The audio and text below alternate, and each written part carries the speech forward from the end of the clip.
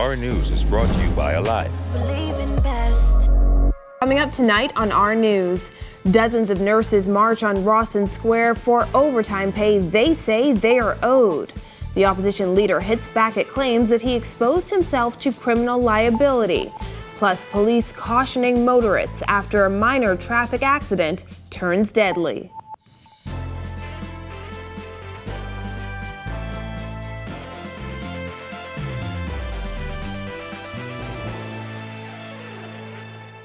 Welcome to Our News and thanks for joining us. I'm Christina Dragovich. Topping news tonight, nurses doubling down on their demand for a $100,000 overtime bill to be paid, taking their protest to Rawson Square this morning. Jared Higgs tells us more. Prime Minister Dr. Rupert Minnis opted to take the Parliament Street route when arriving at the House of Assembly on Wednesday as nurses in Rawson Square shouted to get his attention. He waved over at them but did not go over. Minister, any response to the nurses across the street? It's a shame. It's a disgrace. We voted you in.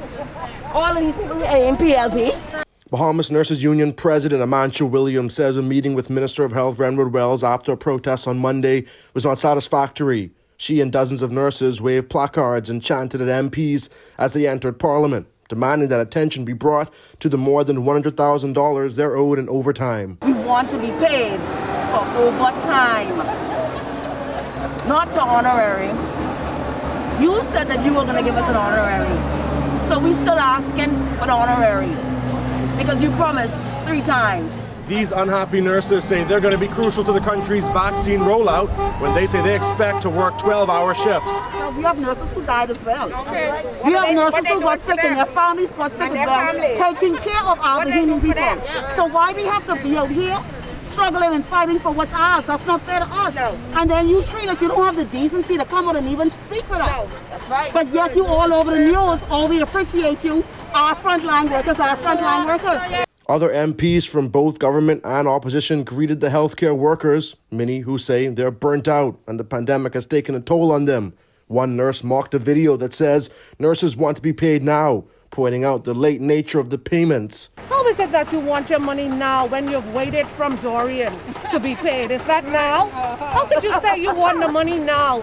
And we started working overtime in March. The overtime issue, according to Williams, specifically impacts public service nurses. She says nurses at the RAND, PMH and Sandilands are paid their overtime each month. But these nurses aren't given that same treatment, and they say it's unfair. Nurses prepared to pull their services. What's next? Yes, we are. Oh, not unfair. Yes, we are. You hear what they're saying? Are you hearing what they're saying? Yes, whatever the nurses said that they're ready to do, we will follow the law of this Commonwealth. Reporting for Our News, I am Jared Higgs. Well, opposition leader Philip Davis hitting back at Attorney General Carl Bethel over a recently released statement that alleged Davis was exposed to possible criminal liability. Davis arguing in Parliament today that the matter should be handed over to the Committee on Privilege. Jasmine Brown has that.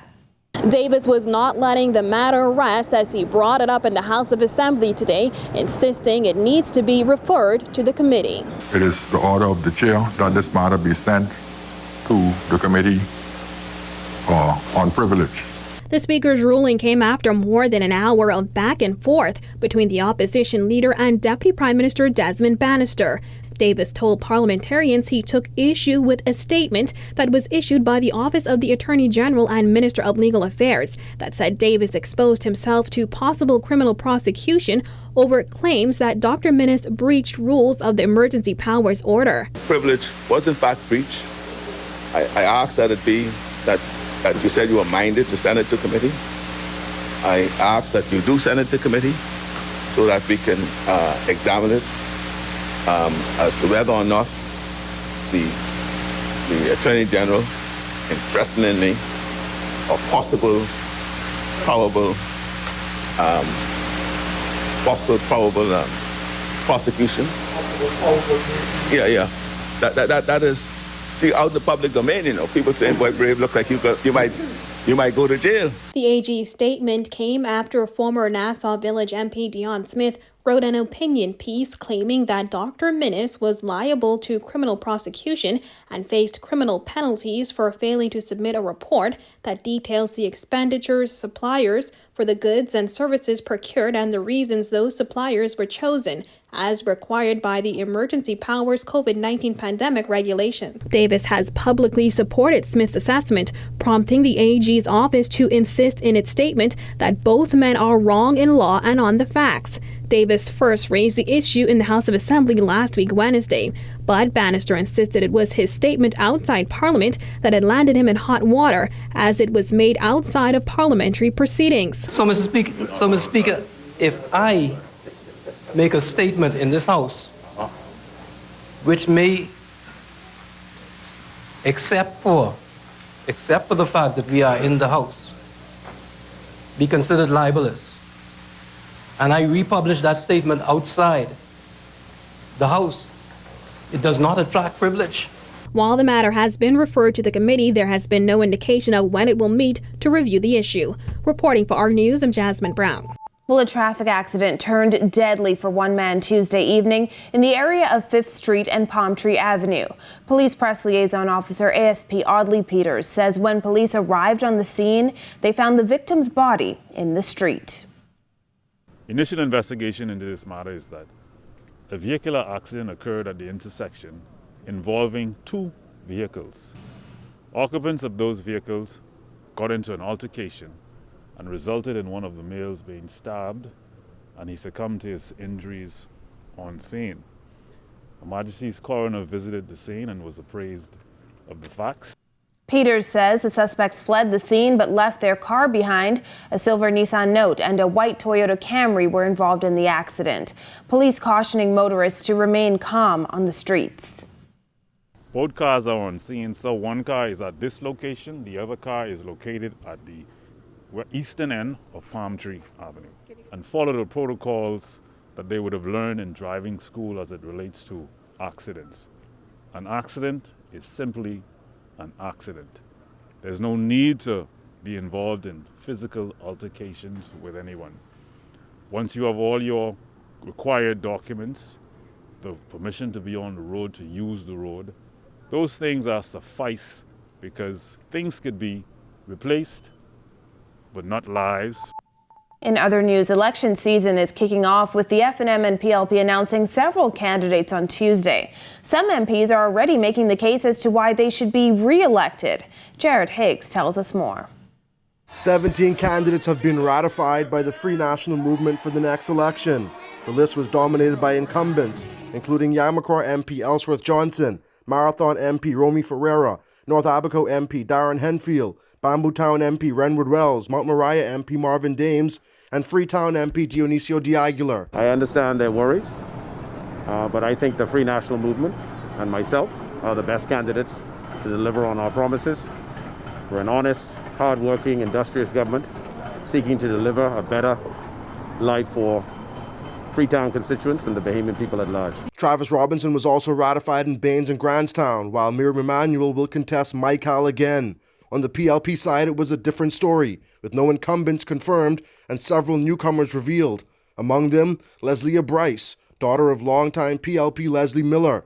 She'll run in Seabreeze. Attorney Jomo Campbell will contest Centerville, while Jobeth Kobe Davis will run in Elizabeth. He caught up with PLP leader Philip Davis and asked him why people should support the PLP in the next election. Because you will have a party who's for the people who have a heart. These nurses will not be out here if the Progressive Party was in power. Some of the other PLP candidates announced are former Education Minister Alfred Sayers in Fort Charlotte, Attorney Wayne Monroe in Freetown, and former State Minister for National Security Keith Bell in Carmichael. Meanwhile, on the FNM side, Tall Pines MP Don Saunders says he deserves to be re-elected because he's delivered on promises in his constituency. He was asked how he would convince a voter who was unhappy about the government's handling of the pandemic. I'm not happy about lockdowns myself, but I think that the government had to make a conscious decision, a decision that was in the best interest of the nation in terms of health. And so, yes, there may be implications in terms of economics, but the health and the life of our constituents and the citizenry of the Bahamas is more important. Reporting for Our News, I'm Jared Higgs. Another cold morning in the capital today. Greg Thompson is in the Weather Center with the outlook. Thanks, Christina. In our first look at weather, you thought last evening was cold? Well, we're gonna see some temperatures plummet this evening. We officially got down to 60 last night here in the capital. We are now at 63 outside our studios. The breeze is still a little on the breezy side out there. The wind's out of the northwest at 7 knots. Feels like temperature around 60 degrees Fahrenheit. Satellite view, as I mentioned, temperatures plummeted last night, and we're going to see that continuing tonight. Lots of clear skies across the northwest Bahamas. And those cloudless skies and those light winds we expect tonight will continue to cause our temperatures to take a dip. So we're looking at 50s tonight across the northwest and central Bahamas. That's your first look at weather. Your extended forecast is still to come. And still to come on our news, the findings of an Auditor General report revealed, plus private funding secured for Family Island Airport projects. The details after this. Imagine. That's where every advancement begins, with an idea that things can be different, better. Now, imagine a world where your entertainment experience was all about you, your style, your show, at your budget. At Rev, that's what we've imagined. To join the conversation and learn more about the future of Rev TV, visit us at rev.bs/imagine.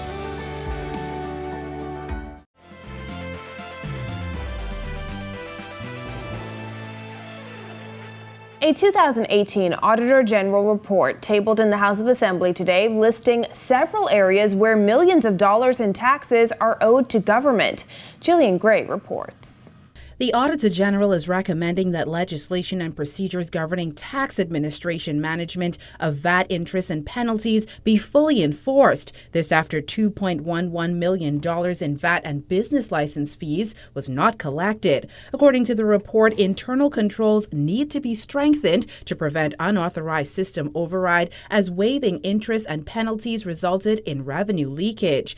In the sample of 22 accounts, $92,240 was waived, which the report chalked up to an indication of system override and weakness in internal controls. In one instance, there was a reduction of $167,954.42 in tax liability, and in another instance, over $80,000 in reduced taxes, which the report noted there was no documentation on file to justify the reversals. According to the report, urgent steps also need to be taken to collect outstanding taxes at several now closed casinos, which collectively owe over $57 million in taxes. Lucayan Beach on Grand Bahama reportedly leads the pack of delinquent accounts with $22.13 million owed in back taxes, followed by Casino at Bahamia with $13.21 million owed.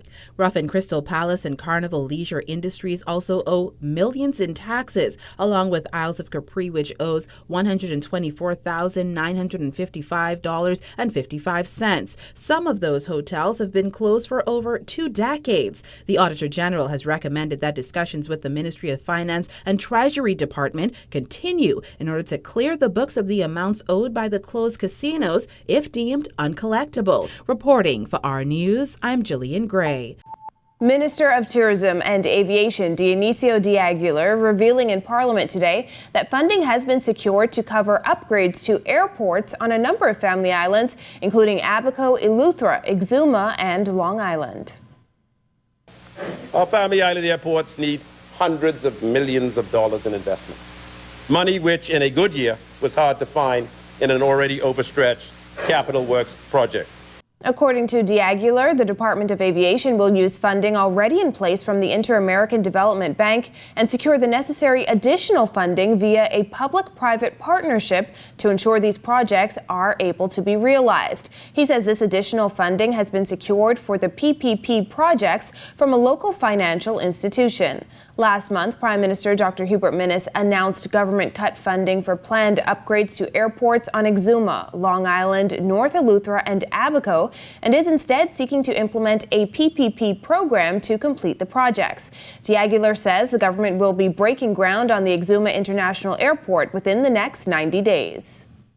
The airport has been designed, and we are in the final stages of approving a contract for a Bahamian firm to build a new terminal at the existing airport site. I'm advised that we should be breaking ground on this terminal within the next 90 days and have engaged a best-in-class airport consulting firm that specializes in aviation PPPs to identify the best partner for the management and operation of this Exuma International Airport project while under construction and once it has been completed. Diaghiler says upgrades to the airport in Deadman's Key, Long Island will happen by the middle of this year. He adds that construction of a new airport on Great Harbor Key in the Berry Islands is 75% complete. In other news, 2 brothers were among 4 men arraigned before Deputy Chief Magistrate Debbie Ferguson on fraud today. 28-year-old Vince Alvina in the black hoodie, 22-year-old Jacob Alvina in the tan pants, along with 26-year-old Renee Glinton in the blue hoodie and 31-year-old Don Albury in the dark-colored Dickies were all charged with possession of a forged document, uttering a forged document, and fraud by false pretenses. Albury was also charged with possession of proceeds of criminal conduct. Police say the matter is in relation to complaints made to the Criminal Investigation Department last week by Gold Rock Company. They all pleaded not guilty to the charges and elected for the matter to be heard in the magistrate's courts. Glinton and the Alvina brothers were granted $2,000 cash bail each, while Don Albury was granted $2,500 bail. They returned to court on May 10th. Still to come, why one business group is pushing for the return of indoor dining, plus the latest in sports. Stay with us. Imagine. That's where every advancement begins, with an idea that things can be different, better. Now, imagine a world where your entertainment experience was all about you, your style, your show, at your budget. At Rev, that's what we've imagined. To join the conversation and learn more about the future of Rev TV, visit us at rev.bs/imagine.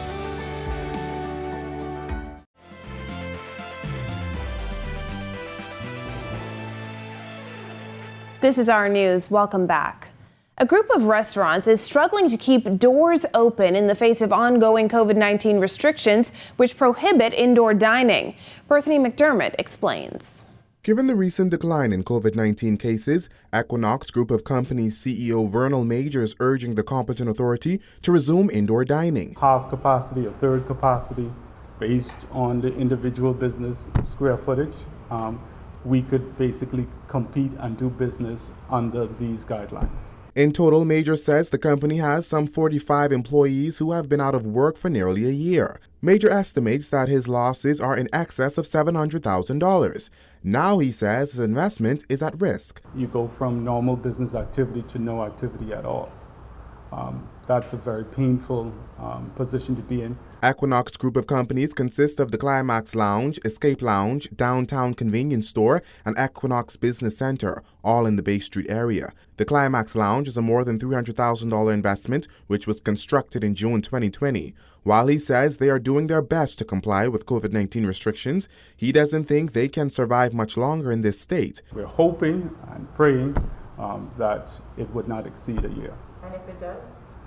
Well, we have to reconsider our position on how we could move forward.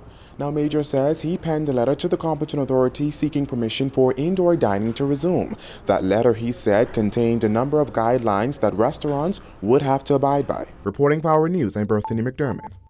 Tonight in sports, Bahamian Kai Jones and Texas facing a tough challenge against an in-state rival. Marcellus Hall has the details.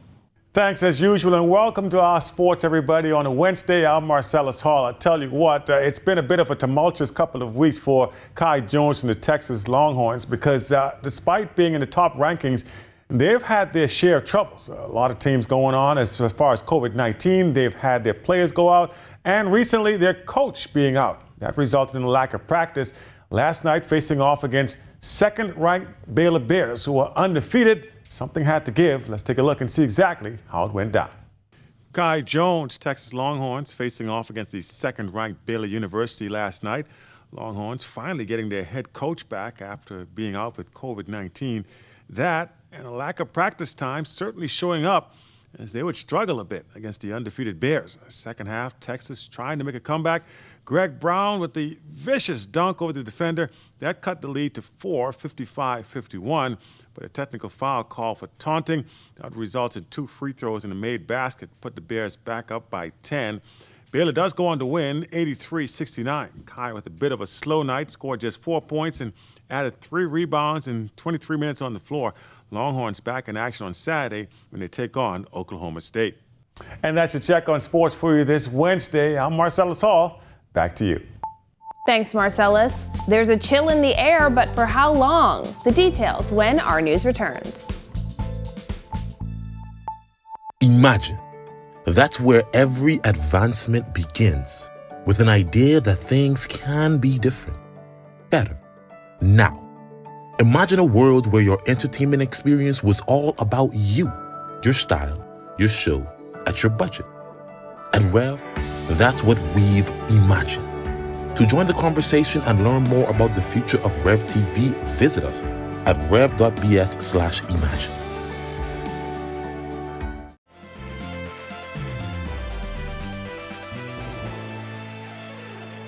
Welcome back to our news. More beautiful but cold days ahead. Greg is back in the weather studio with a look ahead. Thanks again, Christina. In our second look at weather, we take a look at our satellite view around the region.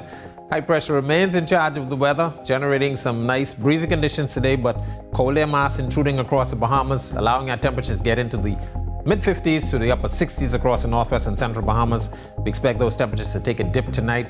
We should expect those temperatures across the northwest Bahamas to dip into the low to mid-50s. Here in the capital, we could see mid-50s across our area. Boating forecast for all areas tonight through tomorrow. Those winds will be a little on the breezy side, but by tomorrow we expect those winds to be out of the north to northeast, 10 to 15 knots. Seas running 2 to 4 feet over the ocean. We have a caution flag posted because we still expect some moderate to large northeasterly swells. Here's a look now at your national forecast.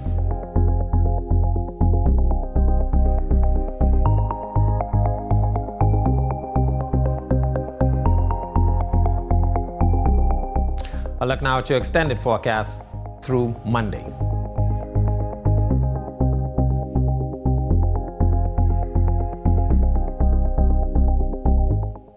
That's a look at our weather.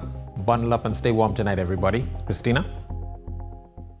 Greg, we're going to need that because it's cold outside. Temperatures in Nassau dipping into the low 60s this morning, at times feeling like temperatures in the mid-50s. As residents in the United States hunker down for a winter storm, we have our own version of an icy chill in the air. Just here a week and it's pretty chilly. I wish we came next week. It's snowing where we came from, so at least it's better than snow. And the water was just right for some of the country's younger visitors, too. I'm going to probably play some more on the beach and build our sandcastle. But the weather wasn't just a treat for visitors. Some residents welcomed the change from warmer temperatures. I said it's light stuff to compare with over there. Because when you dress over there, you have to really be dressed for the weather. But here it's good. But others didn't want to be left out in the cold and even had plans to bundle up as soon as possible. I told my assistant we're not going to work today because I'm not putting my hand in the water because it freezes. With the wind factor today and yesterday, the temperature drops about 5 to 6 degrees. I ain't going to be here all night, but when I go home, I can wrap up with a blanket. Turns out that cooler temperatures may actually be good for something. It's wonderful because for me, we haven't had this type of weather in about 5 years. And where I do backyard garden, now we can grow all the vegetables we want. So it's more conducive for growing crops in the winter season or the cooler season. Some Bahamians turning to social media to cool their heads. One Twitter user writes, "This weather is sweet, sweet." Another tweets, "This weather is giving me the stay in bed type vibe today." Well, I hope she did get out of bed today. It looks like there may be a slight warm up tomorrow. Well, thank you for joining us for our news tonight. On behalf of the entire team, I'm Christina Dragovich. We'll see you right back here tomorrow night. Have a beautiful evening, Bahamas.